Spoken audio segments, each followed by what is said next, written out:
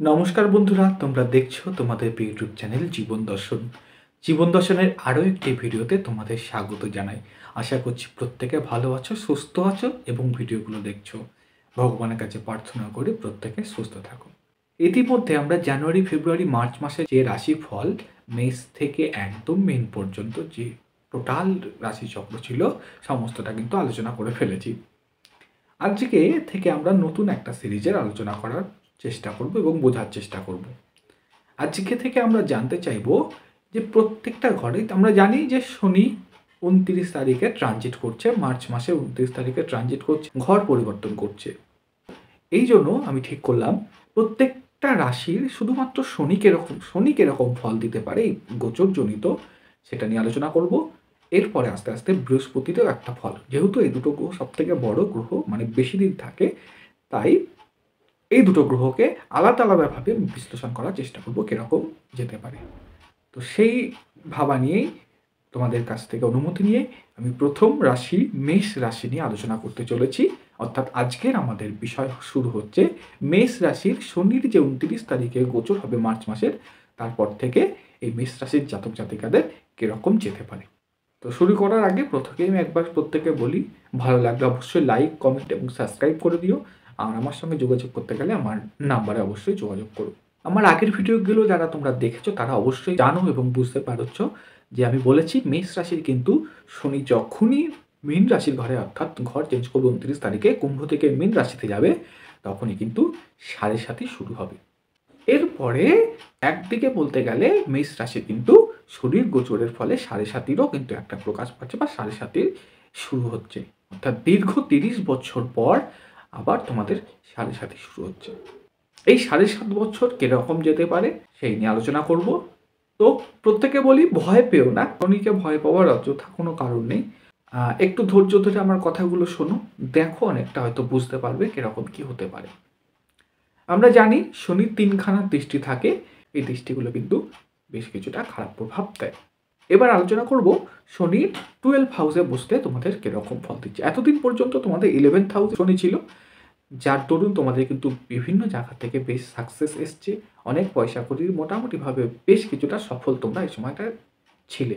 শনি তোমাদের ভালো রেজাল্টই দিয়ে গেছিল। আর 12 হাউস থেকে আমরা মূলত যে বিচারগুলো করি, রোগশয্যা, হসপিটাল যাত্রা, বারবার কোনো জেল জরিমানা বা অকারণ কোনো ব্যয়, বিদেশ যাত্রা, এই জিনিসগুলো কিন্তু হওয়ার সম্ভাবনা থেকে যায়। মাসের প্রথম দিকটায় এই শনির সঙ্গে বিভিন্ন গ্রহের একটা যোগ দেখা যাবে। অর্থাৎ শনি এক রাহুর সঙ্গেও বসে থাকবে, শনি রাহু একটা বিযোগ সৃষ্টি করছে। শনি বসে থাকবে বুধের সঙ্গে, সেখানেও একটা, শনি আবার রবির সঙ্গেও কিছুদিন বসে থাকবে। তো এই জায়গাটা অনেক বেশি ডিস্টার্ব হয়ে যাবে বছরের মাসের প্রথম দিকটা। চলো মোটামুটি আমরা জেনে নিই বা বুঝে নিই কীরকম যাবে এই তোমাদের রাশিফলটা। 12 হাউসে শনি বসে আছে, যারা বিদেশ যাত্রার সঙ্গে যুক্ত ছিলে, যারা বাইরে গিয়ে কোনো কাজ করছিলে, তাদের কিন্তু যথেষ্ট পরিমাণ সাকসেস তোমরা এই সময়টা পেয়েছিলে বা পেতে চলেছো। শনি অবশ্যই কর্মের কারক, তাই তোমরা যারা এতদিন কাজের চেষ্টা করছিলে, বিদেশে গিয়ে কাজ বা দেশের বাইরে কিংবা আমরা যে জন্মস্থান সেখান থেকে দূরে অন্য স্টেটে গিয়ে যে কাজগুলো করবার তোমরা খুঁজছিলে, সেই জায়গাগুলো কিন্তু বেশ কিছুটা সাপোর্ট বা ভালো উন্নতি করবার চেষ্টা বা জায়গা কিন্তু শনি অবশ্যই দিয়ে যাবে তোমাদের। শনির তৃতীয় দৃষ্টি পড়ছে, ৩ নম্বর দৃষ্টি পড়ছে বৃহস্পতির ঘরে পড়ে, যেখানে বৃহস্পতি বসে আছে বৃষ রাশির ঘরে। বৃষ রাশির ঘরে বৃহস্পতি বসে আছে, কী ফল দেবে? বৃষ রাশির ঘরে বৃহস্পতিকে যখনই শনির দৃষ্টি দিচ্ছে, তখন বৃহস্পতির কার্যকারিতা কিছু অংশে কমে যাচ্ছে। তবে থার্ড হাউস থেকে আমরা যা আলোচনা করব, সবার প্রথমে একটুখানি বলবো, তোমরা এই সময়টায় কথাবার্তা একটু সাবধানে বলো। অর্থাৎ যেই কথা বা যার সঙ্গে তোমরা কথা বলছো, কথার মাধ্যমে তোমরা এই সময় অনেকটা জয় করতে পারো, আবার কথার মাধ্যমে কিন্তু বিভিন্ন আত্মীয়স্বজন তোমাদের কাছ থেকে দূরেও চলে যেতে পারে। তো যা বলবে, যেইটুকু কথা বলবে, সেটা কিন্তু অনেক বেশি বুঝে শুনে ধৈর্য ধরে সমস্ত কিছু বুঝে তারপরে কোনো কথা বলো। অর্থাৎ এমন কোনো কথা তোমার মুখ থেকে বেরিয়ে যেতে পারে যার দ্বারা কিন্তু বেশ কিছুটা ক্ষতি বা অনেক মানুষ দূরে চলে যেতে পারে, বা হওয়া কাজ সেই কাজ কিন্তু না হওয়ার সম্ভাবনা থেকে যায়। আমরা জানি শনি 12 হাউসে বসলে ৭.৫ সৃষ্টি, ৭.৫ তো হয়, ৭.৫ উৎপন্ন হচ্ছে একটা ছকে। তো তো সাড়ে সাতিতে শনির প্রথম যে ২.৫ বছর, সেই ২.৫ বছর কিন্তু মানুষের মস্তিষ্কে বাস করে, অর্থাৎ মাথায় বাস করে। তাই এই সময়টা তোমাদের অবশ্যই মাথা ঠান্ডা রেখে কাজ করবার চেষ্টা করতে হবে। তোমরা দেখবে অকারণেই অতিরিক্ত টেনশন তোমরা করে ফেলবে। খুব ছোটোখাটো ব্যাপার হোক বা যেই হোক, ডিপ্রেশনে চলে যাওয়ার সম্ভাবনা এই সময়টা অনেক পরিমাণে হয়ে থেকে যায়, বা খুব খুবই টেনশনের মধ্যে বা খুব মাথা যন্ত্রণা, বা এমন কোনো ঘটনা হলো যেটা ডিসিশন তোমরা নিতে পারছো না, পাজলড হয়ে যাচ্ছ, এই জায়গাগুলো কিন্তু সৃষ্টি হওয়ার সম্ভাবনা থেকে যায়। যেহেতু মাথায় তোমাদের শনি ২.৫ বছর বসে থাকে, অর্থাৎ তাই বললাম যে বুদ্ধি বা যেকোনো ডিসিশন নেওয়ার আগে সবার আগে তোমার মা-বাবা বা বড় কারোর সঙ্গে অবশ্যই পরামর্শ করে অনেকটা হিসাব করে তারপরে ডিসিশন নিও। থার্ড হাউসে অবশ্যই শনি দৃষ্টি পড়বে। থার্ড হাউস থেকে আমরা কমিউনিকেশন বিচার করি। আমরা ছোট ভাই-বোনের সঙ্গে হিসাব বিচার করি। অর্থাৎ ছোট ভাই-বোনের সঙ্গে এই সময়টার সম্পর্ক বেশ কিছুটা খারাপ হবার সম্ভাবনা থাকে। যদিও বৃহস্পতি এখানে বসে আছে, তাই অনেক অংশে তোমাদের প্রথম দিকে খারাপ দিলেও লাস্টে কিন্তু ভালো ফল দেবে। যে কথাটা বললাম, শনি ২.৫ বছর মাথায় থাকে, তারপরে গলা থেকে অর্থাৎ নিম্নাঙ্গ শরীরের কোমর পর্যন্ত থাকে এবং শেষে পা দিয়ে সাড়ে সাতিটা চলে যায়। তো লাস্টের দ্বিতীয় ফেজে তোমাদের শারীরিক কষ্ট কিন্তু তৈরি করতে পারে, এবং থার্ড ফেজে পায়ের যন্ত্রণা বা এইগুলো কিন্তু করার সম্ভাবনা দেখা যায়। ষষ্ঠভাবে দৃষ্টি পড়ছে শনির, তোমাদের লাভ এখানে লাইফ রোগ বা রোগ থেকে বৈবাহিক জীবনে মুক্তি, কিছু প্রবলেম শত্রুর আসার থেকে সম্ভাবনা জয় দেখা এগুলো যাবে পাওয়া যেতে শনি পারে। সাড়ে সাতির জন্য। কর্মক্ষেত্রে যারা এতদিন কাজ পাওনি, আদতেও তো মেষ রাশির জাতক জাতিকা একদম ইতিমধ্যে যারা কাজের যোগ্য তারা কিন্তু কাজ পেয়ে গেছো, মোটামুটিভাবে জবেই আছো বা যে কোনো কাজই তোমরা করছো, কিন্তু যারা পাওনি তারা এই সময়টা কিন্তু 100% কাজ কিন্তু তোমরা পেয়ে যেতে পারো, বা ভালো জায়গায় কাজ পেয়ে যাবে। দেশের বাইরে বা রাজ্যের বাইরে কাজের হওয়ার চান্সটা অনেক বেশি। তবে হ্যাঁ, এই কাজে কিন্তু চাপ বা পরিশ্রম কিন্তু বাড়তে পারে।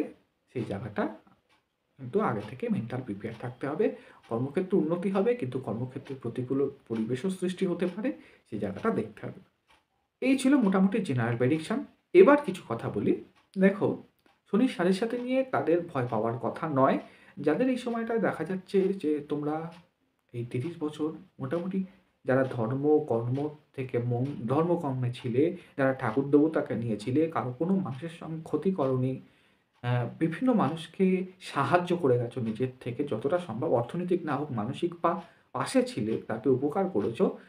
কোনো কেস খামারি বা তোমার নামে কোনো পুলিশ অভিযোগ, খুন খারাপি এইসব জিনিসগুলো তোমরা করোনি, কোনো অনৈতিক কাজ করোনি, তারা কিন্তু সাড়ে সাথে কোনো খারাপ প্রভাব দিতে পারবে না, অর্থাৎ দেবে না। তাই প্রথমেই আমি বলে দিই, সাড়ে সাতিতে ভয় পাওয়ার কিছু নেই। কিন্তু যাদের এই সময়টা কোনো কেস খারাপি ছিল, বা ধরো কোনো ২ নম্বরি কোনোভাবে কোনো ২ নম্বরি করেছিল বা কোনো পাপ কাজ করেছিল, এক কথায় বলতে গেলে এই টাইমে কিন্তু তাদের রেজাল্ট পাওয়ার সময়। অর্থাৎ তাদের কিন্তু এই সময় যে জাজমেন্ট হোক, কোনো কেস চলছিল দেখা গেল তাদের বিরুদ্ধে, সেই কেস কিন্তু তাদের পক্ষে আসতে নাও পারে। অর্থাৎ যেহেতু শনি ন্যায়কারক গ্রহ, তোমার সঙ্গে যা ন্যায় হয়েছিল তাই কিন্তু এই সময় তোমার সঙ্গে ন্যায়ই হবে। তবে হ্যাঁ, খুব স্লো হয়, শনি যেহেতু ধীরজ গ্রহ, স্লো হয়। এই সময়টা তোমাদের আধ্যাত্মিক চেতনা বা ধর্মকর্মে মন বাড়বে, দেখবে তোমরা ভগবানের প্রতি বিশ্বাস রাখবে, তোমাদের প্রত্যেকটা কাজ একটু স্লো হবে এই সময়টায়। সবার প্রথমে আমি বলবো, মেন্টাল নিজেকে ঠিক করো, মানসিকভাবে তোমরা যাতে ভেঙে না পড়ো, এই জায়গাটা কিন্তু অবশ্যই তোমাদের সজাগ থাকতে হবে। আর হনুমান চল্লিশা কিন্তু পাঠ করো, তাহলেই দেখবে অনেক অংশে অনেক বেশি সমস্যার সমাধান কিন্তু আমাদের হয়ে যাবে। আশা করলাম এই ছোট্ট ব্যাপারটা তোমাদের বোঝাতে পারলাম। ভালো লাগলে তোমরা কিন্তু সাবস্ক্রাইব করতে ভুলো না চ্যানেলটাকে, আর পুরো ভিডিওটা অবশ্যই দেখো। আর কি দিতে পারে শনি তোমাদের সাড়ে সাতির এই সময়টা? যারা তোমরা ধর্মকর্মে মন দিয়েছিলে, অর্থাৎ যারা তোমরা ভগবানের প্রতি বিশ্বস্ত ছিলে, তারা বিদেশে গিয়ে ভালো কোনো জব পেলে, বিদেশ থেকে এমন কোনো সোর্স আসলো টাকা বা কাজ করার, বা এমন কোনো ইম্পোর্ট এক্সপোর্টের বিজনেস তোমরা এই সময়টা শুরু করলে, যেখান থেকে বেশ কিছুটা উন্নতি হওয়ার সম্ভাবনা এই সময়টা দেয়। আর শনি বেশ ভারী শিল্পের কারক গ্রহ বলা যায়। তো যারা ভারী শিল্প জাতীয় বা কোনো মেশিনারি কোনো জিনিস করছো, তাদের পক্ষে বেশ কিছুটা উন্নতি হবে।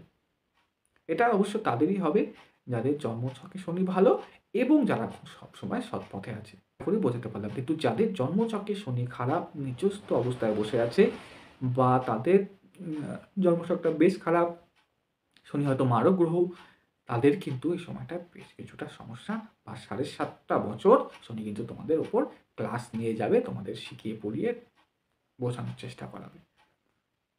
এই ছিল আজকে ছোট্ট একটা ভিডিও, শনি নিয়ে মূলত কি হতে পারে সেই নিয়ে ভিডিও করলাম।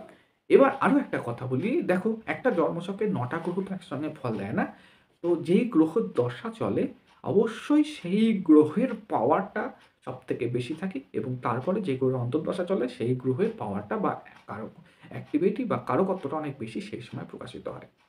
এবার দেখা গেল আমি যে কথাগুলো বললাম এবং তোমাদের মেষ রাশির জাতক জাতিকার মধ্যে হয়তো দেখা গেল শনিরই দশা চলছে তখন এবং শনি জন্মছকে খারাপ আছে, তাহলে কিন্তু এর সমস্ত খারাপ নেগেটিভ এফেক্টগুলো তোমরা পেতে চলেছ। কিন্তু আবার দেখা গেল শনি তোমাদের রাজ্যকারী গ্রহ, শনির দশা চলছে, এই সাড়ে সাতিও চলছে, অর্থাৎ শনি এমনি দশাতেও অ্যাক্টিভ এবং সাড়ে সাতিতেও অ্যাক্টিভ। তোমরা অদ্ভুতপূর্ণ দেখবে ভীষণ ভালো সফলতা তোমরা পেতে চলেছ। এই ছিল একটা ছোট্ট ভিডিও। এরপরে আমি মেষ রাশির বৃহস্পতি কেমন যাবে সেই নিয়ে পরে ভিডিওটা আনতে চলেছি। ভালো লাগলে লাইক করো, কমেন্ট করো, শেয়ার করো। আর হ্যাঁ, আমার চ্যানেলের পাশে থেকো। অসংখ্য ধন্যবাদ তোমাদের জানাই এতক্ষণ আমার সঙ্গে থাকার জন্য।